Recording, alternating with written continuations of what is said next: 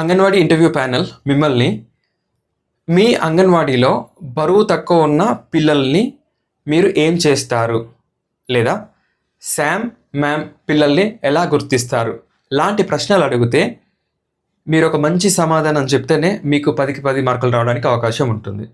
So ఇలాంటి situation based questions అడిగి మీలో పిల్లల పట్ల ఓర్పు, సహనం, ప్రేమ, ప్రభుత్వ పథకాల మార్గదర్శకాలపైన అవగాహన, టీం వర్క్, పేరెంట్స్ తోటి కార్డియల్ రిలేషన్షిప్ మెయింటైన్ చేయడం లాంటి అంశాలని చూస్తారన్నమాట.